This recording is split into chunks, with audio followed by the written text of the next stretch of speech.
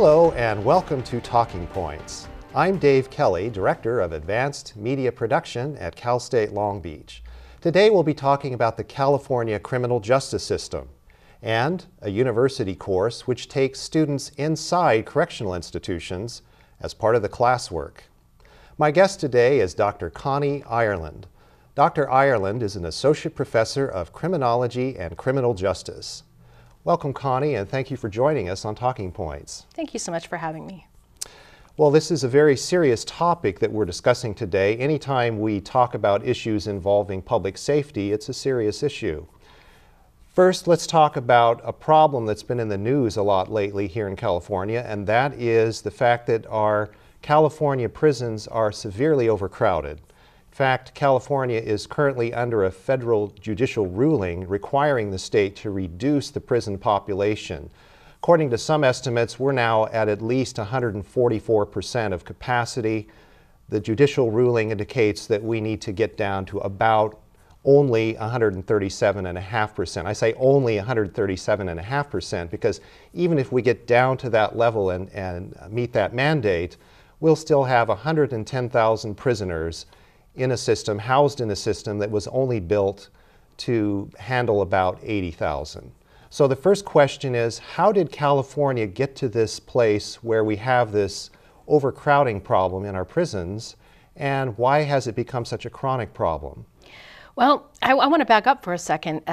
It may sound shocking to some that we're going to get down to a level of 137%, but we were up to nearly 200%. We had more than 180,000 inmates at one point, so we're going in the right direction. And the problem started a couple decades ago.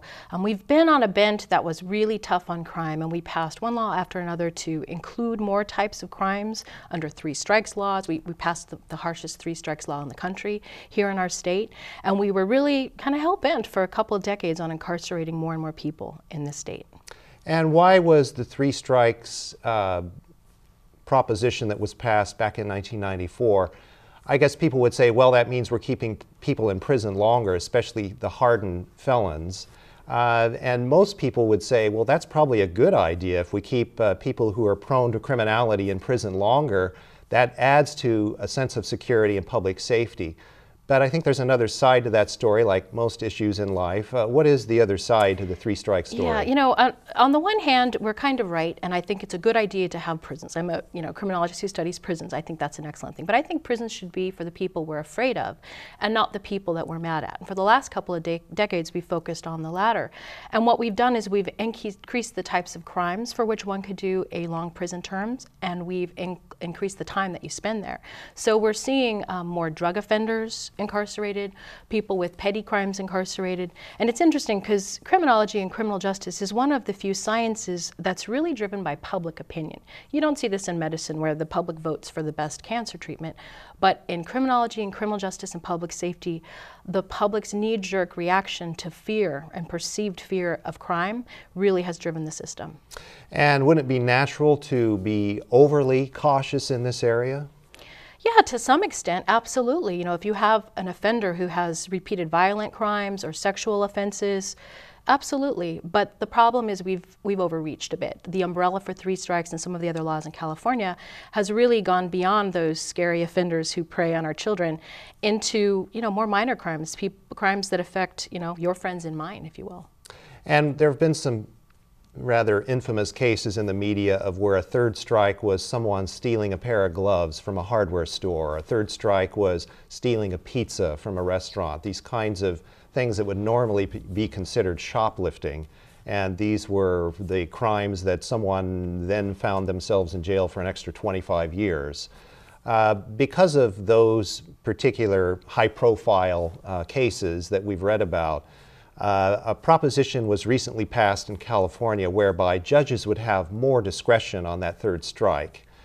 Will that help, giving the judges more discretion? Yeah, I think it'll help some. We've had a few bouts where we've revised three strikes in California from its original draconian stance, and I think it'll help some. But we're now placing discretion in the hands of judges, many of whom are elected, to go soft on crime to fix the problem. And that's a tall order, expecting a judge to go soft on crime to fix the problem that we've created over a couple decades. All right, let's talk about the overcrowding problem in the prisons. It's a problem for the prisons because it affects the way that institutions are run. And if I get nothing more across in this interview, I want to make 3 points, and this is why the public should care also. The biggest problem in prisons today is addiction. About 75% of them are addicted. About 93% of the people incarcerated today will come home someday, and about 2/3 will go back. So this is really a revolving door. It's a pipeline, if you will, of offenders. So when they're incarcerated at such high numbers where they're double and triple celled, that means programming goes away. That means that drug rehab goes away, education, vocational treatment goes away, and they're essentially warehoused, which is a hard type of confinement for the inmate who's going to come home anyway. It tends to make them more aggressive, it doesn't give them skills to succeed, and they're coming home. And it makes a kind of an unpleasant working environment as well for the correctional officers, who then have to deal with this unruly, group of offenders. And they're just processing people through this, like I said, this pipeline. So you mentioned the recidivism rate, which is quite high in California. There are estimates that indicate that recidivism is at about 64% within 3 years.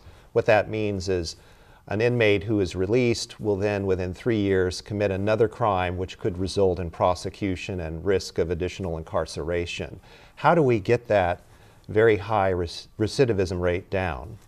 It's really tough. In part, our recidivism rate is due to our penchant for incarceration in the last couple of decades. So it's a tall order because you're asking us to fix a problem that's taken us 25 years to create. And I think one of the big solutions would be rehabilitation programs, drug treatment, alcohol treatment programs, which we have done and then we've pulled back from and then we've offered again.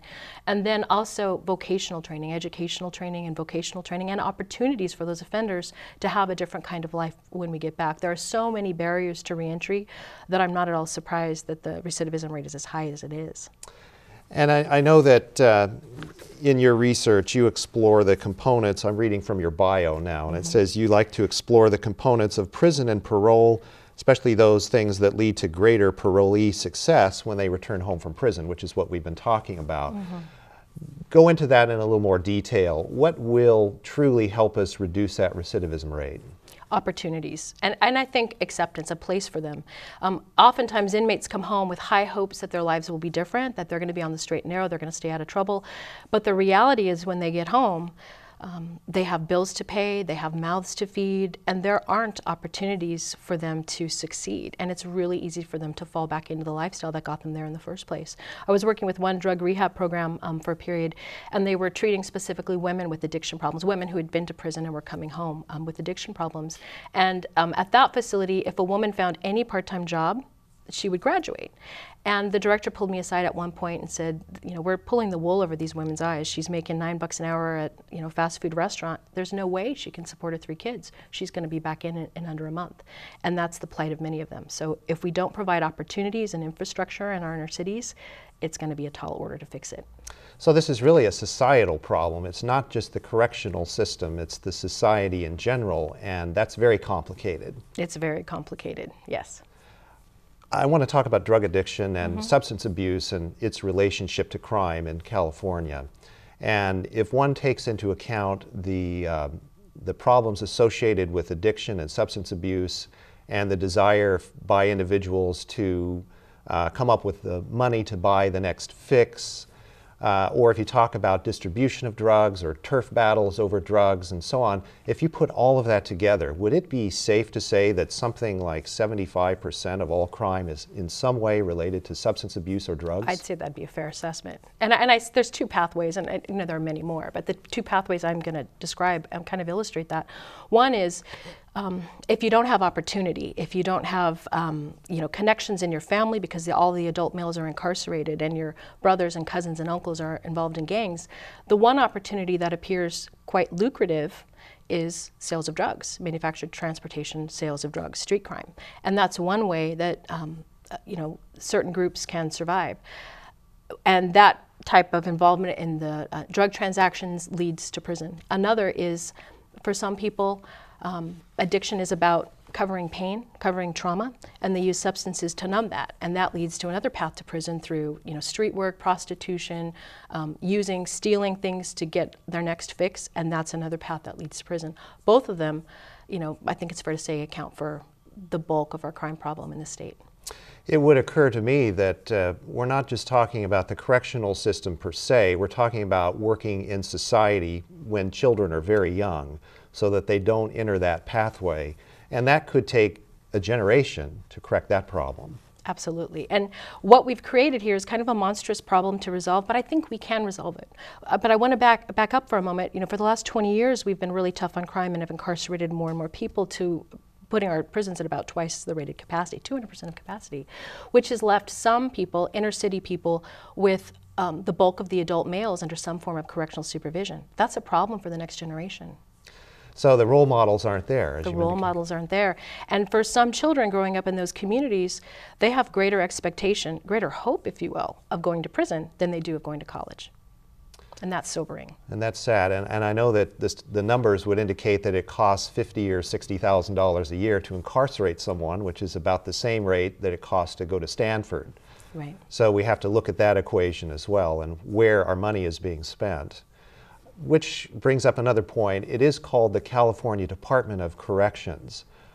And correction, the term correction implies that we're correcting behavior or we're correcting the mindset of people that commit crimes who end up being incarcerated. Are we doing that today? Are we truly offering that correctional support that we should be? I'll go one better. About 7 years ago, they added the word rehabilitation to our state system. So it's now the Department of Corrections and Rehabilitation. And I think we've made some progress, but again, our correctional system is very sensitive to the mood of the public, and we get scared about crime and we pass laws to change the way we do it. And so I don't think we've actually given anything a long enough period of time to make a difference. So we do have some rehabilitation programs in prison. They're limited. For example, we have one prison out in Norco, the California Rehabilitation Center, which was designated as a drug treatment facility, and we had our civil addict population there for many years. That's what they did best. And when I was there last, they had one. They had one, it's called an N number. It's a civil addict for drug treatment. They had one. We have to take a break right now, but we'll be back in a moment. And when we come back, we'll be talking about Connie's class, where she takes students inside correctional facilities to get a look at what the realities are in today's correctional system. Stay with us. You always made sure I brushed my teeth. You told me that smart was cool. You always told me to dream big. To all of those parents who took the time to make raising their children their most important job, we'd like to say, thank you. Thank you. From the bottom of my heart, thanks, Mom and Dad. This message is brought to you by the U.S. Air Force. They said I would die. My doctor told me I had ALS. They said I wouldn't live to see my kids grow up. But their doctors were wrong. Multifocal motor neuropathy, referred to as MMN, is a rare disorder that progressively weakens muscles in the extremities and is often mistaken for other serious neuropathies, as well as the ultimately fatal condition known as ALS or Lou Gehrig's disease. But unlike those disorders, MMN affects only lower motor nerves and has no sensory involvement. Symptoms tend to be asymmetric and characterized by weakness, cramping, twitching, or muscle atrophy, usually beginning in the hands. Disease progression depends on the length of time the patient remains without the correct MMN diagnosis.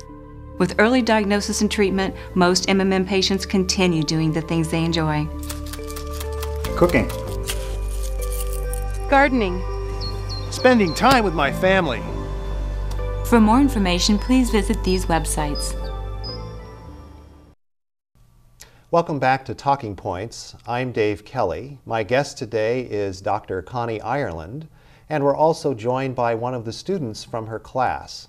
He is Trevor Larson. He is a senior at Cal State Long Beach. He will receive a Bachelor of Arts in Sociology, and he also has a minor in Criminal Justice. He's currently working as a programmer for Community Aquatics for children in Long Beach, and he hopes to pursue a career in law enforcement. Trevor, thanks for joining us. It's good to be here. And Connie, let's talk about the class where you take students like Trevor into correctional institutions in California. The course is affectionately referred to as Jails on Wheels. Explain what that means. The class is technically called Correctional Environments, but it's lovingly called Jails on Wheels. And it's a class where I take about 20 students through the California prison system. We spend 2 weeks touring a variety of local, county, state, and federal institutions, including prisons and jails and lockups and youth programs and women's programs. And it's pretty raw. We spend 2 weeks inside the bars. We walk among inmates, we go to mental health units, and we see it all. And tell us a little bit about the preparation for the students before they go on this trip. What do you tell them to prepare them in advance? I tell them to prepare for anything. I mean, we could be locked inside an institution. The paperwork they need to complete says that all institutions have a no hostage policy, so it is possible that we could be inside an institution where there's a riot or some kind of an altercation where we are not going to be rescued. And we are walking, you know, shoulder to shoulder with inmates. They see. We've been inside when there have been fights or lockdowns. We go to mental health units where inmates are sometimes, you know, in pretty bad shape, naked, riding in their own feces. It's pretty raw. And when you give that disclaimer to students in advance, they're still gung-ho? They're still gung-ho. And Trevor was one of the students in a recent course. Trevor, I want to get your reaction to what you experienced along the way. First, what was your anticipated view of what this would be like? My initial impression of the class was fear. I was a little intimidated to go into these correctional environments, mostly because you sit there in a classroom where it's a safe learning environment and everything's predictable and you know what's going to happen. But then when you go into a prison or a jail where you're not exactly sure what's going to happen and you're told that and you sign your life away on that waiver form, it's a little intimidating. So at first I was scared, but you start to get into it and you start to feel more comfortable as you go on. And after you had this experience, Trevor, describe what it was like for you and how has it changed you? The experience was very eye-opening. It really taught me what the system was like as opposed to learning it in the classroom. So you go in there, you get to actually see how these inmates live their lives. And it really showed me what needs to change in the system and what the system has done to kind of change and rehabilitate these people. When I got done with the course, it left me very interested in criminal justice. I'd love to go study it in the future. You know, it was really fun to go out into the field and experience what you're taught in classrooms. And you want to pursue a career in law enforcement. Why would you like to pursue that career? I'd like to pursue a career in the field of criminal justice, mostly because I'd like to help these inmates. They're people just like you and I. They live amongst us. We interact with them every day, and you might not even know it. But I'd really like to have the opportunity to help these people and ensure that we keep them from going back, because I want to work side by side with these people and make a difference in their lives. What did you see or what did you experience or what were your thoughts about after this was over in ways that you hadn't expected?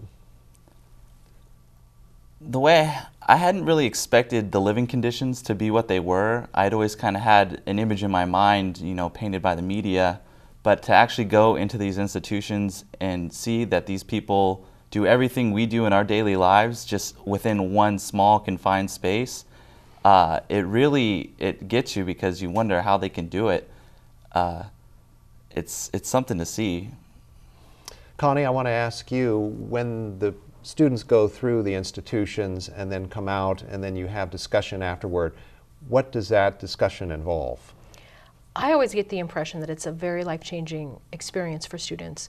They're oftentimes really struck, as Trevor said, by the living conditions. I don't know if you or the viewers can imagine living your life for years at a time in a 6x9 cell with a bunk bed, a toilet, and another person, a stranger. It's really sobering to go in that and imagine this is all your worldly possessions in this 6x9 cell, which is a book and 2 pictures and some commissary items. That's really sobering. And I think learning that for many of the inmates there, they're illiterate or they have a 3rd grade reading level because that's the year at which they didn't have to go to school anymore. When we hear stories about how an inmate is housed in a unit and there was some discussion about whether he should be housed with his father or his brother, that's life-changing. You know, they really get to see it from a different perspective. They see them as human beings, not as some bad guy we just get to throw away. And they get to see them as people who come back. So what are some of the comments that you hear from the students? Can you remember some of the specific comments that they've made to you? they'll say, you know, I never imagined it would be like this, or sometimes they'll comment on the conditions of confinement, like how the guards treat them. They'll come out and say, wow, that guard, that seemed really intense. It seemed like that's a violent place. And they don't really appreciate that in advance of it. And so you take them on a bus tour and you go to how many facilities in a given day? Maybe 2 or 3. This time I think we went to 15 facilities in all over the 2-week period. It's 3 days a week. It's 2 weeks, 3 days a week, but it's an 8 to 5 day where we're on a bus going to one facility and then another. And we go through the whole process. We arrive at the institution. We've given our background information in advance so that we're security screened. But we go through security screening, typically have an orientation. We'll visit the housing units, the educational programs, if any. We'll see the secure perimeters. Oftentimes we'll see SHU, which is like the whole. It's pretty powerful. So when you mention SHU, that's an acronym, SHU, for Segregated Housing Unit. Mm-hmm. Describe that for us. SHU is sometimes called AGSEG or the whole, and it is typically disciplinary housing. It's typically one-man cell, 6 to 9 feet, and inmates in our state can be there for quite lengthy periods of time, and we have a ton of them. In the U.S., we have about 75,000 inmates in those types of cells, and many of them serve years in those conditions. And by comparison, in Europe, they might have a dozen in a given year. In the US, we have 75,000. And the research says that those are pretty atrocious conditions for a human being to be in. They're isolated 23 hours a day from human contact. They're fed through a slot. They are escorted outside for approximately an hour a day alone. And so what will happen there is they slip their hands out through the slot, they're cuffed, and then 2 guards will escort them to essentially an outside cage where they're left to program alone for an hour. But there's no human interaction, and psychologically that's a pretty damaging way to be confined. Would this be considered the equivalent of solitary confinement? Exactly.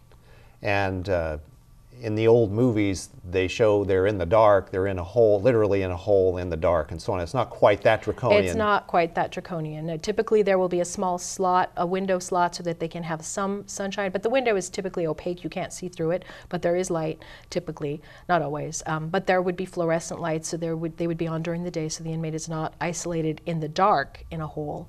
But being, in a room by yourself 23 hours a day for 3 years, inmates, when they get out, they say that just being this close to another human being makes them very uncomfortable. They don't know how to interact, and they can be kind of explosive. And in California, we can reduce an inmate's sentence when they're doing time by something called good time, work time. So if they're getting along, playing well with others, they get a shorter sentence. The ones who misbehave end up in the SHU, and they, quote, max out, meaning they serve the entirety of their prison sentence in conditions like solitary confinement. But when they're done with that, we have no legal means to keep them. So they're released directly into the public from those SHU settings, which is a problem. And Trevor, what was your reaction to the SHU or solitary environment? The environment of SHU is very depressing to see. You go into these environments and it's often dark. There are lights, but it's pretty dark in these buildings. You see the inmates that are laying in there, they seem very depressed, just laying around, and you get the feeling that what's happening to them is not good for them. And I really don't see any value in isolating these inmates like that, because when you see them, it's really sad to see, And Connie, inmates end up in the SHU for disciplinary reasons. Absolutely. What kinds of things would involve putting them into the SHU? What kinds of behavior? Well, on the higher end, you would have, an inmate who stabs another inmate or assaults a guard, things like that. Violent offenses could certainly land one in the SHU to protect the institution, right, to maintain the security and safety of an institution. But in some facilities, you can get a SHU assignment for just, not obeying an order as quickly. So for a minor infraction, oftentimes you'll see around an institution that if you come into this area, there'll be a red line on the ground. If you step over this line, that's an infraction. So something like that could get them in the SHU. And it varies by institution. The higher level institutions, typically the SHU population is violent. Lower level institutions, typically the SHU population is just annoying, right? They don't get along with the guards, and they'll end up there. In terms of the overall experience, students that take this class and then go on in other classes have a real-world experience that they wouldn't have had otherwise. How does it affect their coursework from that point on? Typically, students take it in their last year or their last semester, so it's the culminating moment. But again, you know, for me, I think it is one of the most valuable things I do here. I think it's very life-changing for them, and they go into it whether they're going to be a law enforcement officer or a correctional officer or social worker or work at a bank. I think it gives them another view of you know, the human condition. Right, and as far as the travels throughout the area, this is largely Southern California? It's largely Southern California, although I'm developing one for the South. In 2 years, I'd like to take a group of students from Georgia to Louisiana and possibly Texas to visit some of the prisons in the Bible Belt down there. And why would that be an important experience? We see the California prisons, which definitely has its set of problems and its path to solutions, but the issues in the South are different. There are some prisons in the U.S. South that are historically some of the most bloody prisons, you know, in the country. And there's one, Angola, for example, where inmates, when they're incarcerated there, they're told by guards, you better get yourself a weapon. And it's a pretty notoriously violent and bloody place. They've done some work to clean it up a bit. They've had some changes in administration and things which are cleaning it up. But I think it would be invaluable for students to see the contrast between California and another state. Well, Connie and Trevor, I want to thank you both for joining us. We've run out of time. The time just flies by in these interviews. And Connie, I want to thank you for introducing students like Trevor to the realities of the criminal justice system, because people like Trevor will be working in that field in the near future. So thank you again for your work and your research. And Trevor, I want to thank you for joining us today and providing us with your insight, and I want to wish you good luck in your future endeavors. Thank you. Thank you. You're welcome. And thank you for joining us on Talking Points. I hope you've learned something today. I know I have. Please join us again for another edition in the near future. Until then, I'm Dave Kelly. Have a nice day.